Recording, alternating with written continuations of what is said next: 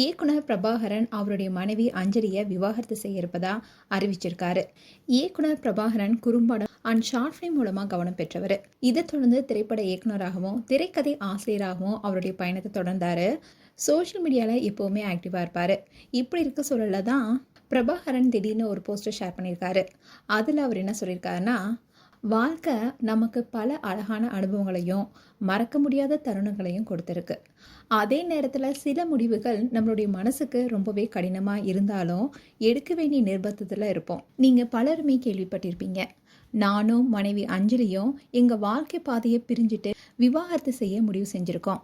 இந்த முடிவு எளிதாக எடுக்கப்பட்டதில்லை. நீண்ட யோசனை, புரிதல் நிறைய பிரார்த்தனைகளுக்கு அப்புறமா இந்த நிலைக்கு நாங்கள் வந்திருக்கோம்.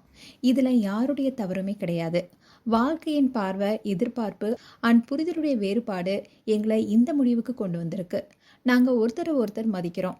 நல்ல நினைவுகளுடன் இந்த அத்தியாயத்தை முடிக்கிறோம். எங்கள் மகன் அர்ஜுனுக்காக நாங்கள் எப்போவுமே ஒருவராக இருப்போம். இந்த நேரத்தில் எங்களுக்கு உங்கள் புரிதலும் தனி உரிமை ரொம்பவே முக்கியம்.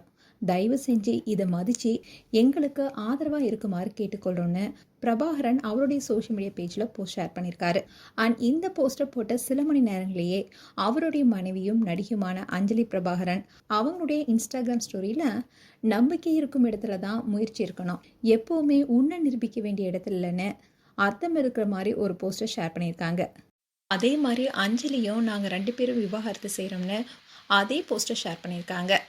இவங்க 2 பேருமே அவங்களுடைய சோஷியல் மீடியா பேஜில் இருந்து அவங்களுடைய திருமண ஃபோட்டோ ஆகட்டும், அவங்க 2 பேரும் சேர்ந்து இருக்கிற ஃபோட்டோ ஆகட்டும், எதுவுமே டெலிட் பண்ணல. அது எல்லாமே அப்படியே இருக்கும் சமயத்தில் தான் நாங்கள் 2 பேருமே தங்களுடைய குழந்தைக்காக எப்போவுமே ஒன்றா இருப்போம்னு சொல்லியிருக்காங்க.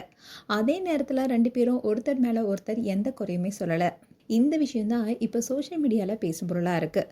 மேலும் பிரபாகரன் அஞ்சலி குறித்து உங்களுடைய கருத்துக்களை கமெண்ட் செக்ஷன் சொல்லுங்கள். இது போன்ற வீடியோஸை பார்க்க நியூஸ் தமிழ் கிட்ஸ் சப்ஸ்கிரைப் பண்ணுங்கள். மறக்காமல் நோட்டிஃபிகேஷன் பட்டனை கிளிக் பண்ணுங்கள்.